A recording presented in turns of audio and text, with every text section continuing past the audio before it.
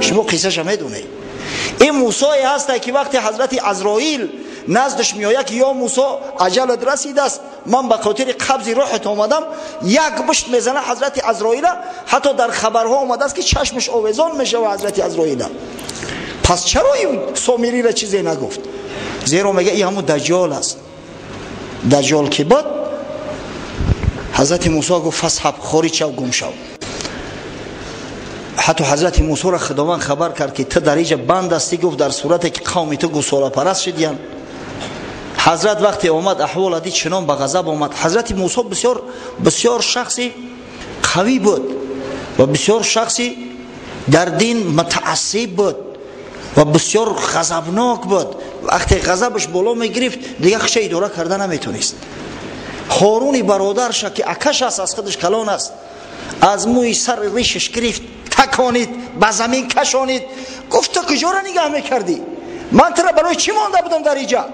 وقتی که مردم گوساله پرست شدیان، وقتی الله پرست و گوساله پرست و صورت پرست شدن، تو چی کار میکردی؟ حضرت هارون از این ظلم موسی به افاقه آمد. گفت یا ابن لا تأخذ بلحیتی ولا برأسی. ای پسر مادر، گفت از ریش سر، از موی سرم نگی، سرم تو عیبی من نیست. من ترسیدم که حاضر اگر اینا را جزا بدم تو میگوی در میان بنی اسرائیل تفریقه انداخت هارون در نبودن من. از این خاطر من اینا را کاردار نشیدم که خودت بیای حکم کنی. حضرت موسی سامری را صدا کرد.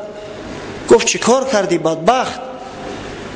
گفت یا موسی همون پای که من دیدم حضرت جبرئیل که به تو وحی می آورد، از بس که می دانستم پای که الهی است، از همون ایزی پاش اندک خاک گرفتم در داخل گوساله انداختم. گوساله صدا کرد. این مردم جاهل در پیشش سجده کردن. با وجود همون قدر غضبی که حضرت موسی داشت جزاش نداد.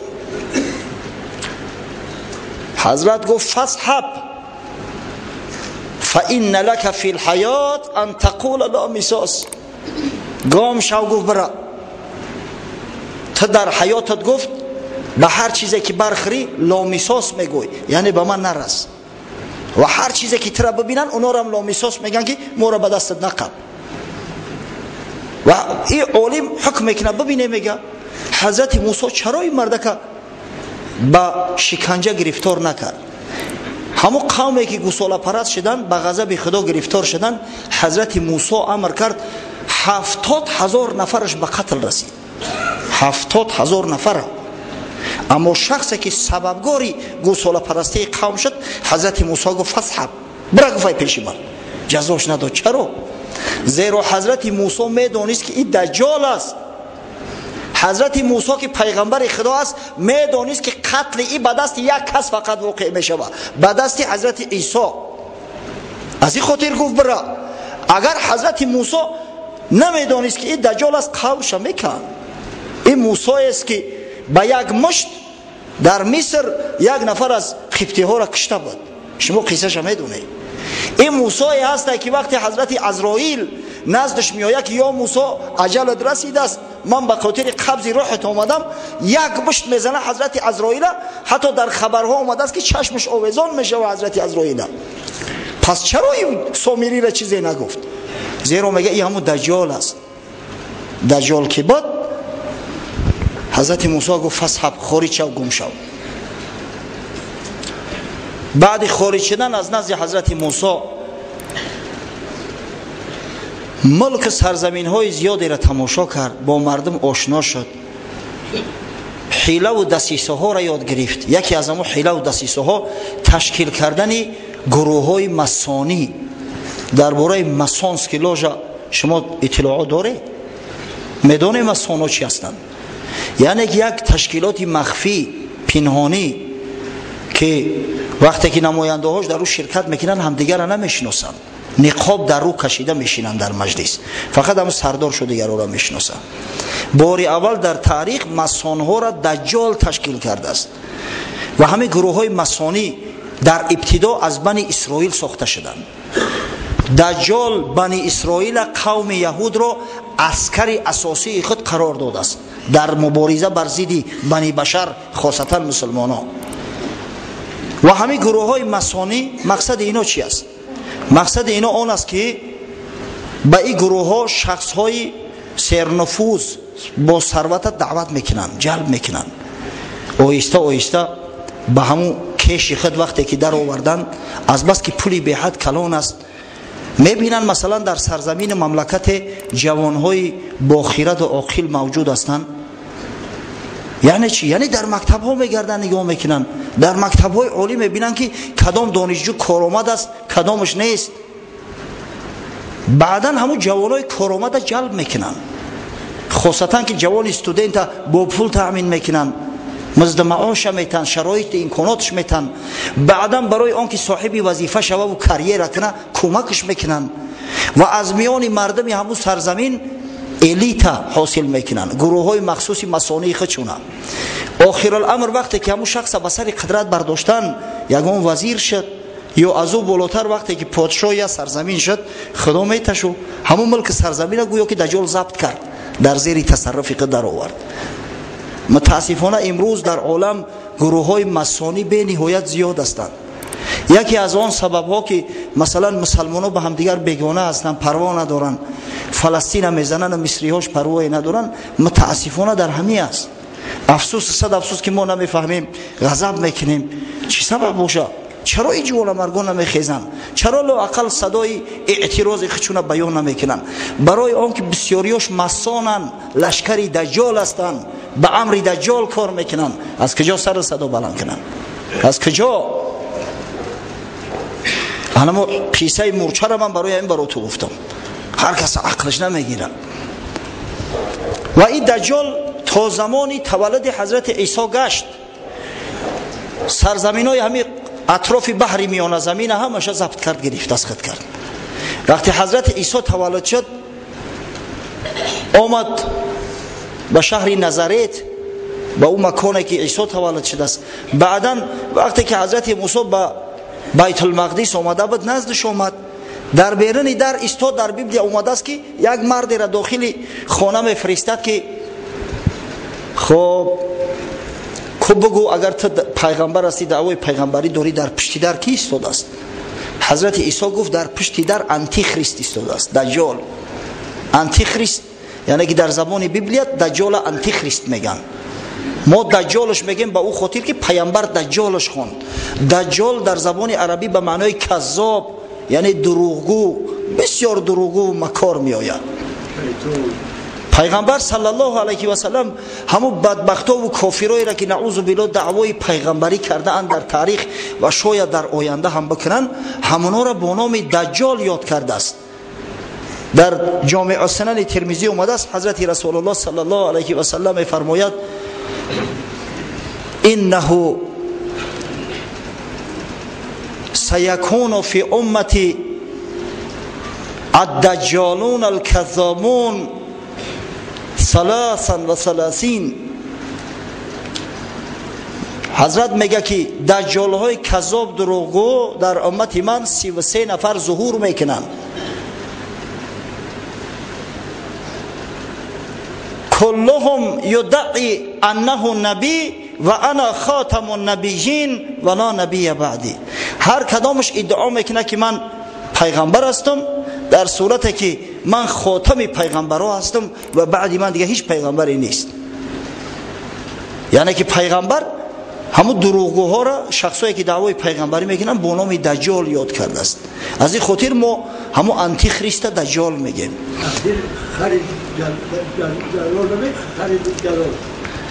یا بابای حجی میگه که خرید دجال چی میشوه؟ ای پرتوی خرتونه خدا بگیره او خره. این بیچاره مردم حالی هم منتظر استودیان که دجال به خر میآید. دجال دیگه در استریبیتلا میآید، در راکت ها میآید، پرتوی که دیگه این خراتونه. او خری دجال که مقصد خر است که بر ضد خدا خروج کرده است، خر است که بر ضد خدا ظهور کرده است، به این معنا میآید. اما ببینید به حد مکار است بدبخت که قوم بنی اسرائیل که به چشم خود معجزه‌های حضرت موسی را دیدند، بنی اسرائیل که اکثر پیغمبرها از میان اونا خارج شدن چی نوع گمراه و گوساله پرست کرد. پس ما و شما باید احتیاط باشیم. ببینه یک بدبختی به سعادت در خوجند ظهور کرد، یک به سواد جاهل فامیل شریف افت والله علم نعوذ بالله دعوای پیغمبری کرد. بعضی مردم او را با خانه هاشو دعوت میکردن که پیغمبر خدا به خانه ما تشریف بیار. نعوذ بالله در عصر 2021 گفت موسی با یک مرد خیال که بدندش از شکاوت و زلال، صد گمانت بود در پیغمبریم، با چنین برهان این خلقی کریم، 100,000 معجزه دیدی زمن، 100 گمانت می فزود و شک زن. حضرت موسی وقتی غضبش کرد یک نفر از بنی اسرائیل از یوخش گرفت که آخه لعنت خدا بر تو، گفت ای ملعون کافر، آخه تو در پیغمبری من شک داشتی، اینقدر معجزه ها را از من دیدی، هر کدامش با تنقید و با شک شبهه از مینه سرت میگذروندی. بانگ زد گوساله از جادویی، سجده کردی که خدای من تویی. اخوانه سوخته یک گوساله، یک ساحر جادوگر با گفت تو در پیشش سجده کردی. چه نبودی بدگمان در حق او؟ چه نکردی شک کنون ای زیشت خو؟ او چرا تو در حق او بدگمان نشدی؟ که شاید یگون حیله باشه. برو چی در او سرت در پیش یک بت گذاریدی؟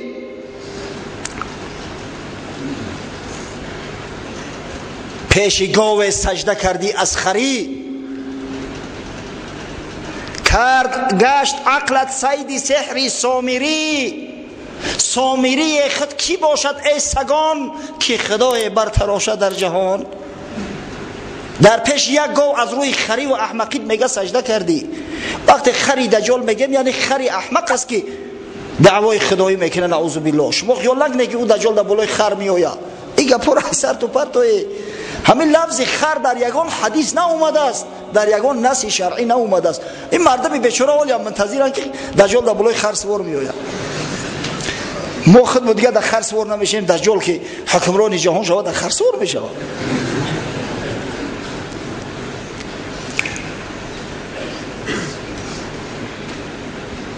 گاوی زرین بانگ کرد، آخر چی گفت؟ کهمه خان را این همه رغبت شکفت. حضرت موسی را غضبش میکنه. آخر رو تو درگور میگه اینا باع گفت. همون باعی او شما چی عبرت گرفته که در پیشش سجده میکنه؟ آخه ما کلام خدا را میاریم، حکمت خدا را میاریم، پند نصیحت خدا را به شما میاریم. اینا یک گاو باع گفت. چی گفت است که این قدر شما خر شده در پیشش سجده میکنه؟ ولی متاسفانه یک گروه در بین ما پیدا شده است، دعوای تصوف عرفان میکنن و به حد جاهل هستند که به قبر پرستی مبتلا گشتیان، قبر پرست شدیان، خدا پرستا قبر پرست شدیان، مسجد روها قبرستان رو شدیان. افسوس صد افسوس. و دلیلشو چی است؟ میگن شیخای ما و پیرای ما دلشون میلرزونن. کش ما دلتون بلرزونه. یک نفرش گفتم خدا جان تماس کنه، رقص ها تمام اعضای بدنشون میلرزونن. حیفین دل. بعد همون رقص ها رو هم پیر میگیره، شما شیخ میگیره. اوه ای سر تمونه به عقلای به فراست. در دنیا هر یک ساحر و جادوگر است، خاصتا در هندوستان. همین مگه های هند، یاگه ها حیله های میکنن. در جا ششتگی در تلویزیون نشونش میتن، همون کرسیش از زمین هم میتر میخیزن. با در پیشش سجده میکنی که این کار دیگر رو کردن نمیتونن. سبحان الله. حضرت امام شافعی گفت اگر شیخی را دیده که در آسمان میپره یا در بالای آب میدوه قدمش تر نمیشوه، مغرور نشوه به او. شما اول ببینه که مطابقتش به قرآن و به سنت پیغمبر صلی الله علیه و سلم تا چه حد است. گمراه نشوه. ما هم تاکید میکنم که بچهای عزیز گمراه نشوه، احمق نشوه. اکثر مردم از مسجد بیگانه میکنن. اینو شخصی که قوم مسجد است آیسته آیسته گم میشود، یا از جماعت دور میشود. ها چی کار میکنی؟ در خانه میشینم ذکر میکنم. و ذکر در سرت مونه، ذکر در مسجد بیا در پیش مردم بکن. این دین جماعتی ای. خب قصه خودمون دوام میتیم که وقت مکم است. قصه کوتاه. وقتی که حضرت عیسی شناختش گفت این انتی خریست است، دجال است، بر ضد حضرت عیسی شور و شر برداشت. آخر الامر کار به حد کشید که حضرت خداوند عیسی علیه السلام به آسمان برداشت. شما میدونه این قصه را. و بعدا با شروع کرد در میان مردم نصرانی چنان فتنه های انداخت که امروز دین نصرانیت به 2000 فرقه های متفرقه جدا شده است. ولی یهودی ها خدا را یهوه میگن. یهوه در بعض روایات شیخ های ما اومده است که یهوه یکی از نام های ابلیس است. ابلیس پرست شو کردیم. تمام کوشش برای چی است؟ ما زمین باید آماده کنیم تا وقتی که همون مسیح یعنی همین دجال میآید او را به خوبی بپذیریم، قبولش کرده بتونیم. چرا در دنیا پراکنده میشوند؟ به اختیار خود میشوند؟ هرگز نه.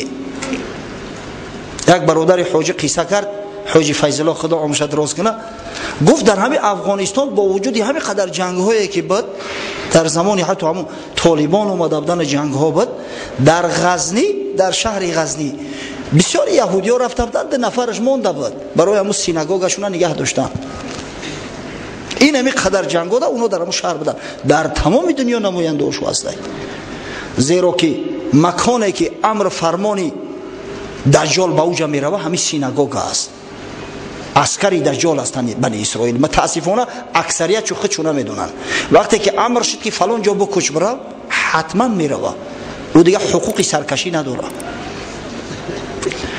چرا امروز ما حسد میبریم که اینقدر اینو به مرادهاشون میرسن، در کجای چیکاری بخواهم بکنن؟ زیرا که یک کماندیر زنده دارن. کماندیر اینو دجال ای، بسیار زیرک است، بسیار با تجربه است، ثروت دنیا را همه را در زیر تصرف خود در آورده است. شاید کسی سوال کنه که آخه این دجال نخواست 3500 سال زنده مونه، چی جای تعجب داره بچه‌ها؟ چی جای تعجب داره؟ وقتی که خدای تعالی با ابلیس علیه لعنه مهلت داد تا قیامت زنده میمونه، در صورتی که دیگر جنها تولد میشوند میمرن، ابلیس سبب اینه که تا روز قیامت زنده است. وقتی که خدای تعالی به حضرت عیسی علیه السلام مهلت داد، حضرت عیسی زنده است، ولی قبل از وقوع قیامت حضرت عیسی به زمین میآید و این دجالی بدبخت به قتل میرسونه. پس چی جای تعجب داره که خداوند متعال با یک شخص به خاطر فتنه مثلا همین 3500 سال 3000 سال عمر نده؟ ما و شما اکثریت ما الحمدلله میگیم که خضر علیه السلام زنده ای. حضرت خضر هیچ جای تعجب نداره. در حدیث اومده است، بخاری و مسلم روایت میکنند، حدیث صحیح ترین حدیث هم از حضرت ابو سعید خدری رضی الله عنه، صحابی پیغمبر صلی الله علیه و سلم، که حضرت ابو سعید خدری روایت کرد، گفت یأتی الدجال و هو محرم علیه ان یدخل نقاب المدینه. وقتی که دجال میآید، میگه اندک پیشتر بدویم، وقتی که دجال میگه میآید یعنی آشکار ظاهر میشه، خودش آشکار نعوذ بالله پیغمبر اعلان میکنه و بعدا خدا اعلان میکنه. خدای تعالی بر او حرام گردانده است از سرحد مدینه عبور کردن. دجال تمام ملک ها را تصرف میکند غیر مکه و مدینه، بر روایات صحیحه پیغمبر صلی الله علیه و سلم و غیر دمشق که در اوجا مسلمان ها تحت سرپرستی مهدی در محاصره بودن، دیگه تمام ملک سرزمین ها را ضبط میکنه. اگه دجال میگه مدینه میآید به خاطر تصرف مدینه، اما خداوند از بس که حرامش گردونده است در اومدن نمیتونه. در روایت اومده است حضرت رسول الله صلی الله علیه و سلم میگه لها یومئذ 7 ابواب علی کل باب ملکان. در همون روز مدینه 7 در داره، در هر درش 2 ملائکه خدا، 2 ملائکه پهلوان قراول ایستادیان که دجال ندرویه. وقتی که دجال نزول میکنه در نزدیکی مدینه، یک مرد از شهر مدینه خارج می شود. حضرت میگه هو خیر الناس، بهترین مردم به در عصر زمان. می آید نزد دجال، به دجال مراجعت میکند، میگوید اشهد انک الدجال الذي حدثنا رسول الله صلی الله علیه و سلم حدیثه. من گواهی میتم که تو دجال هستی، تو همون دجالی بدبختی هستی که حضرت رسول الله صلی الله علیه و سلم حدیثی او را به ما کرده است. دجال با گرد اطرافیاش مراجعت میکند، به مردم حوالی مدینه مراجعت میکند. وقتی که دجال نزد مدینه میآید، در حدیث اومده است که 3 بار مدینه میلرزه، سخت میلرزه. تمام فاسقا و منافقا دیگه شهر را ترک میکنن. از ترس دجال نه، مدینه منوره برای خارج ساختن این همه حرامی ها، این همه فاسقا و منافقا میلرزه. دجال به همین فاسقا مراجعت میکند، میگه ارایتم ان قتلت هذا ثم احییته هل تشکون فی الامر. ببینید میگه اگر من همین مرد آوازی بکشم در پیش چشم تو، بعد از نو زندش کنم، آیا شما نعوذ بالله در خدایی من شک دارید؟ شک میکنید؟ در جواب میگن نه، اگر بکش زندش کنی ما میگیم تو خدا هستی نعوذ بالله. فیقتله ثم یحییه، میکشش از نو زندش میکنه. اینا استدراج میگن. وقتی که زندش میکنه، این مرد به دجال نگاه میکند، میگه والله ما كنت فیک والله ما كنت فیک اشد بصیرة منی الان. قسم به خدا میگه یقینم باز بیشتر شد که تو همون اعوری کذاب هستی، تو همون دجال ملعون هستی. این هر قدر که دجال کوشش میکنه دیگه کشتش نمیتونه. امام مسلم حدیث آورده است، بعد در پایانش میگه و قال ابو اسحاق یقال ان هذا الرجل هو الخضر علیه السلام. میگه ابو اسحاق، یکی از راویای حدیث، ابراهیم ابن سفیان، گفته است که همون مردی که بر ضد دجال برآمد و با دجال مراجعت کرد، من گواهی میتم که تو دجال هستی، این خضر علیه السلام بود. ان همون لحظه ده خضر علیه السلام به شهادت میرسه، شهید میشود. پس چی جای تعجب داره که اگر دجال عمری مدید دیده باشه؟ این هیچ جایی نداره. خب قصه کوتاه. وقتی که نصرانی ها را متفرق ساخت، فتنه و نیرنگ های زیاد کرد، آخر الامر مانده می شود. به خاطر استراحت به همون جزیره ای که در اوجا بزرگ شده بود، کشتی سفر بر کرده و می رود.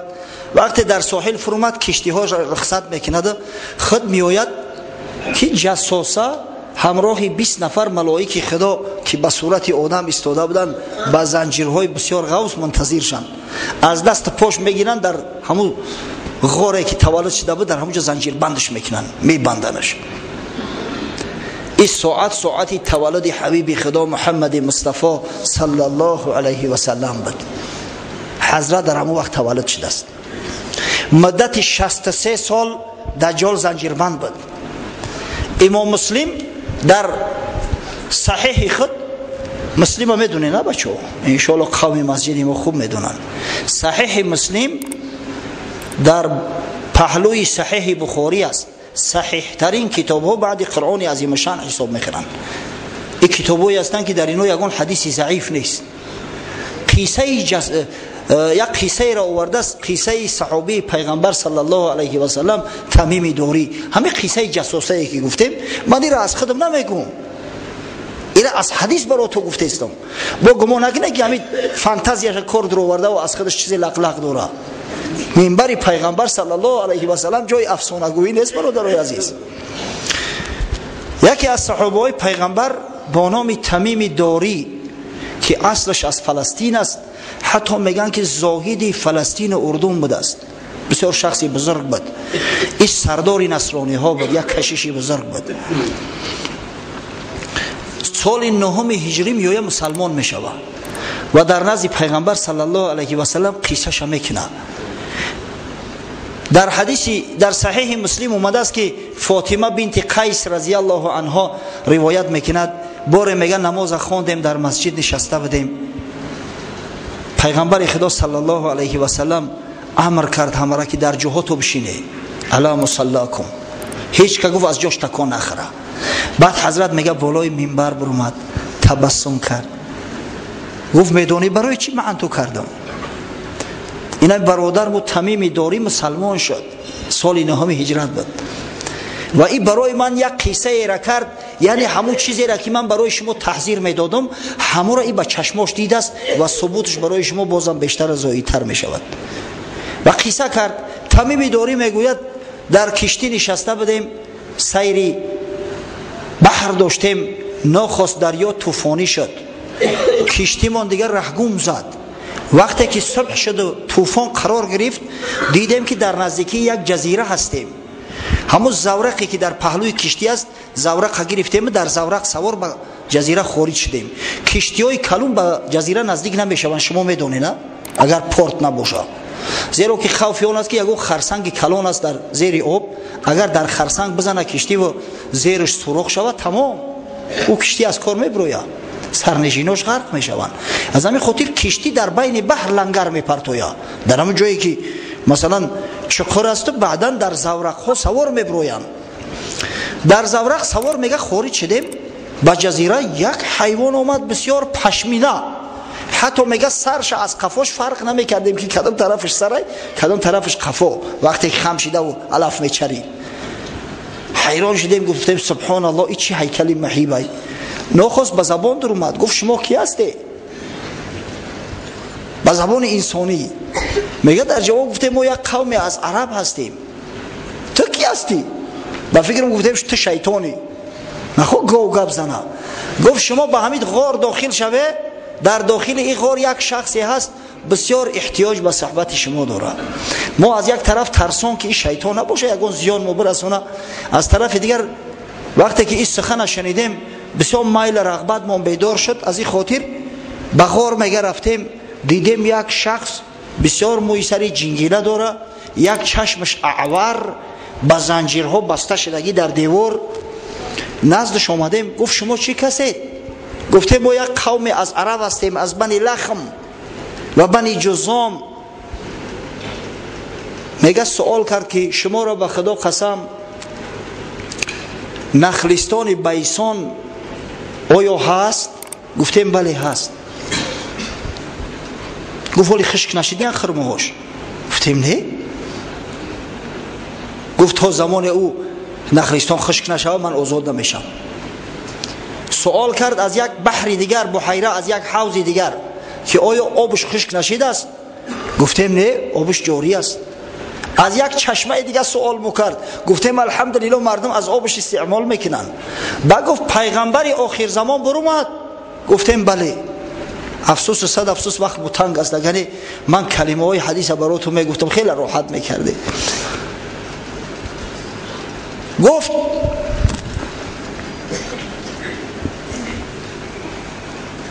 آیا گفت عرب ها تسلیم حکم پیغمبر شدن؟ گفتیم بله، در اکثر حالت تسلیم شدیان، ولی بعضی قبیله ها ماندیان، اما اکثر کل علاقه تسلیم شدن. علاقه پیامبر صلی الله علیه و سلم حکمش در نیم جزیره عرب مسلط گشته است، حکمش پهن شدگی است. بعد گفتیم تو کی هستی؟ اینقدر سوال مو میکنی، تو را چرا زنجیر پیش کردیان؟ گفت من مسیح دجال هستم. مسیح دجال هستم گفت، و برای من خبر اومده است که تا زمان همون نخلستان نامبرده خشک نمی شود، تا زمانی که همون حوض آبش زمین فرو نمی برد، تا زمانی که چشمه نامبرده خشک نمی گردد، تا زمانی که پیامبر آخر زمان ترک دنیا نمی کند، برای من آزادی نیست. اما من گمان میکنم که نزدیک اومده است وقتی آزادی. همه چیز تمیم داری به چشمش دیده است. نزد پیغمبر صلی الله علیه و سلم اومد، همین را قصه کرد و حضرت رسول الله صلی الله علیه و سلم از بالای منبر این را بیان کرد. پس من به همون شخصای مراجعت میکنم که میگن که دجال هنوز تولد نشده است، هی برادر از خواب غفلت بخیزی. و پیغمبر تمیم داری را نگفت که تو دروغ میگویی، حالی دجال تولد نشده است. نه، گپی تمام تصدیق کرد پیغمبر خدا، از بالای منبر به مردم بیان کرد، مردم تحذیر داد که هشتونه در سر تو بگیری. و با او کسایی که تا حاضر بیچاره گمان میکنن که دجال در بالای خر سوار می آید و بعد یک تلویزور در دست شای میگه که اگر پدر و مادر تا نشان بتم نعوذ بالله بگن که همین خدا از قبول میکنه، در جواب مردم بیچاره میگفتیم بله، بعد تلویزور کلوچت میکرد است ای بالای خر، بعد صورت پدرش اون مردک میدیده است که میگفت است که بچم نعوذ بالله همین خدای در پیشش تعظیم که او زمانو برفتن. هم مردم عصر 21 در زندگی میکنه. در یگان حدیثی که پونه اومده است، در یگان نصی شرعی ناومده است که دجال در خر سوار می آید، در یگان نصی شرعی ناومده است که تلویزور در تای کشش می آید. برعکس شیطان ها در خدمت چند. متاسفانه این هفته ما گپ تمام کرده نتونستیم، هفته آینده به اتمامش میرسونیم. من با شما صحبت میکنم که چه خیلی بین دجال و بین شیطان ملعون شرطنامه امضا شده است، یا همکار هستند، هم پیمان هستند. شیطان ها در خدمت دجال هستند و همون شیطان امر میکنه به شکل صورت پدر اعرابی بیچاره میشود. در حدیث اومده است، بعد میگه بچه جان نعوذ بالله یمی خدای عبادتش کن، مردم بین این شکل بین این نمود گمراه میکنن. از این خاطر این دجال به قول اصح هست. علمای بزرگ عصر 20 از جمله بدیع الزمان سید نورسی تأکید میکنه که دجال هست. علمای حتی زمانوی، علمای مسلمانی که به علوم دقیق سر کار دارن مثل هارون یحیی یا قصه نویس نیستن، اینو پوست رمان نمی نویسن، اینو معلمای متماتیک و شیمیا و فیزیک هستند. هارون یحیی حتی در اینترنت چاپ کرده است که آیا همین دجال پیدا شده است یا نه. بله میگه این دجال هست، دجال عمل کرده است. از همین خاطر برادرای عزیز احتیاط کنید. همه همین فتنه‌ای که در جامعه برپا میشود همه به وسوسه و به دسیسه شیطان است. در مقابل ما دشمن بسیار خطرناک ایستاده است، دشمنی که سرور سرکرده آن دجال هست که تا وقتی وقوع قیامت نمیمره. دشمن سردار دارد که بسیار تجربه ناک است، او انسان عادی نیست مثل ما و شما، تجربه 3,500 ساله داره و همین بدبخت در مقابل امت محمد صلی الله علیه و سلم ایستاده است و در شرطنامه ای که با همراه ابلیس امضا میکنن پونکت اولش همی است که امت محمد صلی الله علیه و سلم بالکل از روی زمین نیست کرده شود. نعوذ بالله. پس یگانه علاج مبارزه بر ضد این دجال ملعون و لشکر بدبخت بطالی آن اتحاد ما و شما است. چنگ زدن ما و شما بر ریسمان اعلا، به قرآن عظیم الشأن و به احادیث پیامبر صلی الله علیه و سلم و به شرایع، به مقصد به روایات و به آثار بزرگان ما هست. اگر همین کار نکردیم شیطان ملعون همراه این رفیقش دجال میتونه که ما را پراکنده کند. برای کاری بسیار لازم نیست. مسلمان به مسلمان جنگ میدازد، ثمرش استفاده بردن میبینید. متاسفانه وقت تمام شد. دعا میکنیم که پروردگارا از شر دجال ملعون که حبیبت محمد صلی الله علیه و سلم این امت تحذیر میداد و به تو پناه میبرد، ما پناه میبریم زیرا ما عاجز هستیم. خدایا خداوند قدمان اون راسخ و استوار در اسلام بزرگ بدار. خداوند نگذار که این دجال با لشکری منفورش مردم مسلمان گمراه سازد. پروردگار عاقبت کارمون به خیر انجام ده و اسلام عزیز در سراسر عالم منتشر و پیروز گردان. اللهم انا نعوذ بك من الكفر والفقر. اللهم إنا نعوذ بك من عذاب القبر وفتنة القبر. اللهم إنا نعوذ بك من فتنة المسيح الدجال برحمتك يا أرحم.